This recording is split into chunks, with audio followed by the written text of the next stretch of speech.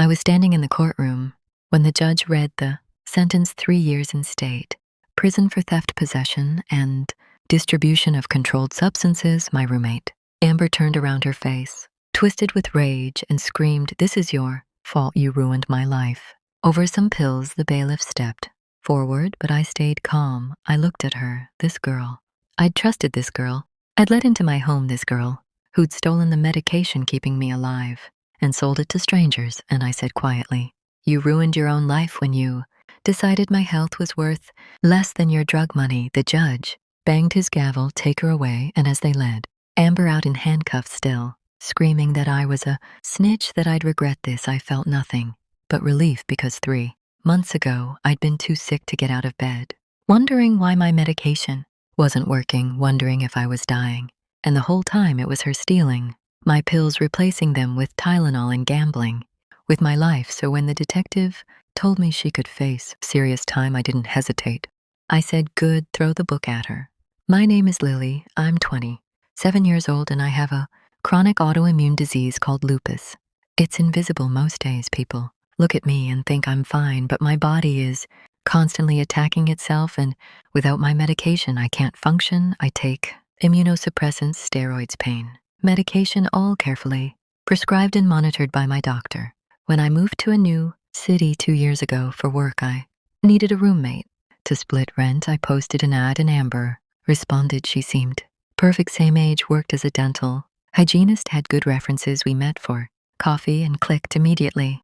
She was funny, outgoing, easy to talk to. Within a week, she'd moved into my 2-bedroom apartment, and for the first few months, everything was great. We'd watch movies together, cook dinner, split chores. She even asked about my condition, seemed genuinely interested.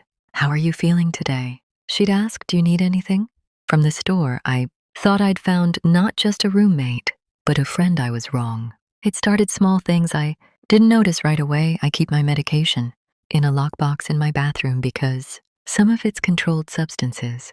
Opioids for pain, benzos for anxiety. I'm careful with it. I count my pills. I know exactly how many I should have, but about 6 months after Amber moved in, I started feeling off. My pain was worse, my fatigue unbearable. I thought maybe I was having a flare up, that my disease was progressing. I called my doctor. She adjusted my dosage, but nothing changed. I felt weaker, sicker, like my meds weren't working at all. Then one day I opened my lockbox to take my evening dose, and something felt wrong. The pills looked different. I picked one up and realized it wasn't my medication. It was Tylenol. Someone had replaced my prescription pain pills with over-the-counter Tylenol. My hands started shaking. I dumped out the bottle. There were 30 pills in there, all Tylenol. I checked my other medications. Same thing, my anxiety meds replaced with aspirin. My sleep medication replaced with melatonin. Someone had systematically gone through my prescriptions and swapped them out, leaving me to take useless pills while my body deteriorated.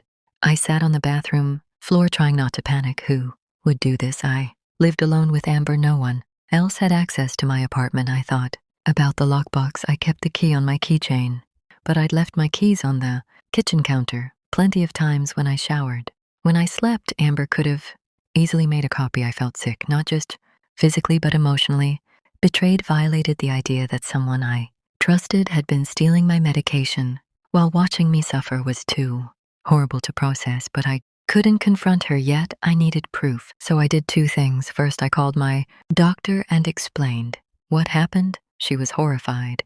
"Lily, this is incredibly dangerous," she said. "Those medications keep your disease in check. Without them, you could have a serious flare, organ damage, even hospitalization. Someone stealing your meds isn't just theft, it's assault." She wrote me emergency refills, and I picked them up that same day, but this time I didn't bring them home. I kept them at my office. Second, I went online and ordered hidden cameras, small ones that look like phone chargers, alarm clocks, USB drives. I installed them in my bathroom, my bedroom, the kitchen, everywhere. I kept anything valuable. I didn't tell Amber. I just waited. It took 3 days. On the 3rd night, I was in my room with the door cracked, watching on my phone as the cameras live streamed. Amber came home late, around midnight. I heard her moving around the kitchen. Then she walked into the bathroom. I watched on my phone screen as she picked up my lockbox, tried the key she must have copied, and opened And my stomach turned as she carefully opened each prescription bottle, dumped pills into her hand, and replaced them with lookalikes. She worked quickly, methodically, like she'd done this 100 times. Then she closed the box, locked it, and left. I sat there shaking, staring at the footage she'd just stolen. Medication worth hundreds of dollars. Medication I needed to survive, and she'd done it without hesitation, like it was routine. I saved the footage, backed it up on 3 different drives, and the next morning I went to the police. The officer I spoke to, Detective Ramirez, took me seriously immediately. "This is a felony," he said. "Theft of prescription medication, especially controlled substances, can carry serious prison time, and if she's selling them, which is likely, that's distribution. We'll need to move fast." I showed him the footage. His jaw tightened.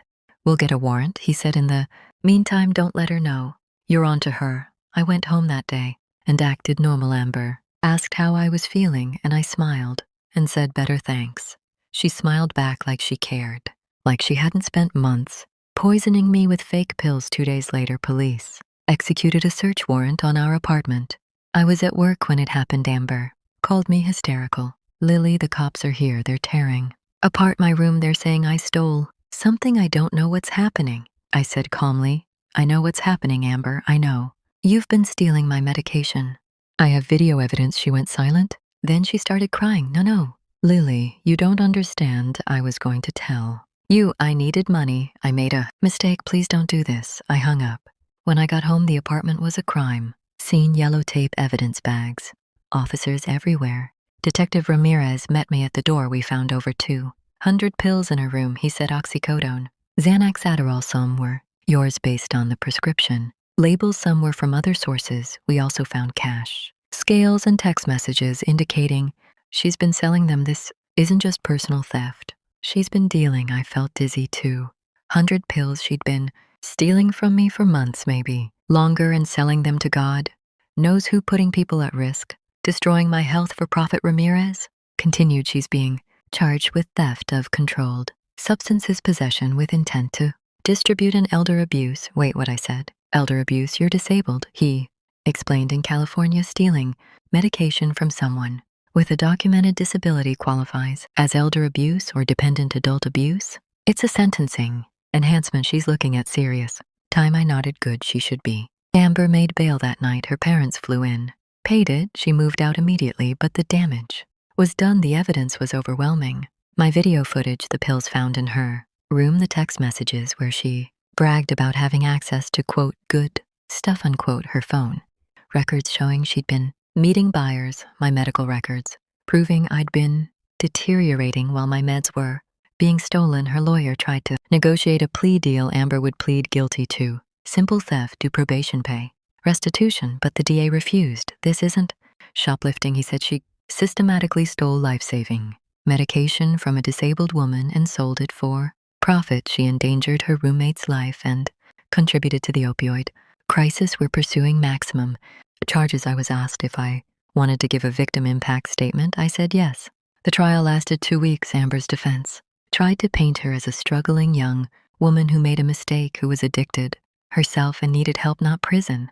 But the evidence destroyed that narrative. The video of her calmly, methodically stealing and replacing my pills, the text messages where she laughed about how easy it was, the bank deposits showing she'd made thousands of dollars, the medical expert who testified that my health had declined dangerously during the months she was stealing from me. I took the stand and told my story. I described waking up in pain every day, thinking I was dying, while my roommate smiled and asked if I needed anything. I described the betrayal of trusting someone with my home, my safety, my life, and having them exploit that trust for money.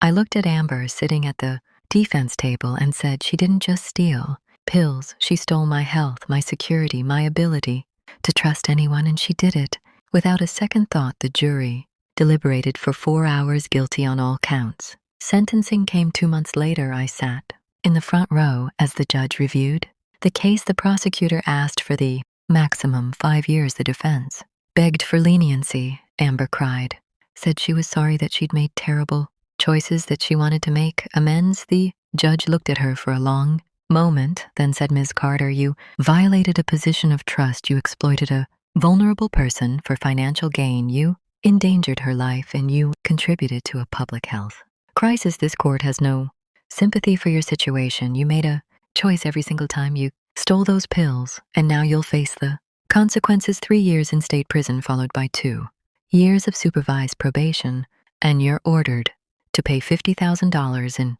restitution for medical costs, emotional damages, and legal fees. Amber sobbed. Her lawyer put a hand on her shoulder, and I felt nothing, no satisfaction, no revenge, just exhaustion and relief that it was over. After the sentencing, Amber's family tried to contact me. Her mother called, leaving tearful voicemails saying I'd destroyed her daughter's life, that 3 years was too harsh, that Amber was a good person who made mistakes. I blocked them all because the truth is Amber destroyed her own life. I didn't make her steal my medication. I didn't make her sell it to strangers. I didn't make her lie and manipulate and watch me suffer. I just refused to let her get away with it. Some people said I should have handled it privately, that I should have kicked her out and moved on, that sending her to prison was extreme, but they didn't live through what I lived through. They didn't spend months thinking they were dying while someone they trusted was literally stealing their lifeline. They didn't have to rebuild their health, their sense of safety, their ability to trust. And frankly, I don't care what they think, because the detective told me something after the trial that changed everything. He said, Lily, we traced some of the pills. Amber sold one of them. Ended up with a 19-year-old kid who overdosed. He survived, but barely. If you hadn't reported this, if we hadn't arrested her, she'd still be out there selling, and someone else might not have been so lucky. You didn't just protect yourself, you protected other people. I sat with that for a long time, the idea that my decision to press charges to push for prison time might have saved someone's life. It made the guilt I'd been carrying, the nagging feeling that maybe I'd been too harsh. It made it disappear, because Amber wasn't just a roommate who made a mistake. She was a dealer who exploited vulnerable people, and when she got caught, she tried to play the victim, but the judge saw through it, the jury saw through it, and now she's serving 3 years, not because I'm vindictive, but because actions have consequences. I moved out of that apartment the day after sentencing. Couldn't stay there anymore. Too many bad memories. I found a small studio closer to work, installed my own security system, and started therapy to process the betrayal, the fear, the violation of having someone I trusted steal from me. It took months to feel safe again, to sleep through the night without checking my lockbox 5 times, to stop flinching every time someone asked to borrow something. But slowly I healed. My lupus stabilized with proper medication. My doctor said I was lucky, that if I'd gone much longer without real treatment, I could have had permanent organ damage. The cameras are still up in my new place. I probably don't need them anymore, but they make me feel safe. And every time I open my medication lockbox and see my actual pills sitting there, I feel grateful that I trusted my instincts, that I didn't let Amber gaslight me into thinking I was imagining things, that I fought back. So tell me, if your roommate stole your life-saving medication, watched you suffer, and sold it for profit, would you let them walk away with probation and an apology? Or would you press charges, hand over the video evidence, and watch them get sentenced to 3 years in prison because I chose justice? And when that judge said 3 years and Amber screamed that I'd ruined her life, I didn't feel guilty. I felt vindicated, because she didn't just steal pills, she stole my health, my trust, my peace of mind. And when you do that, when you gamble with someone's life for money, you don't deserve mercy. You deserve exactly what you get: a sentence, and the knowledge that the person you betrayed was strong enough to make sure you paid for every single pill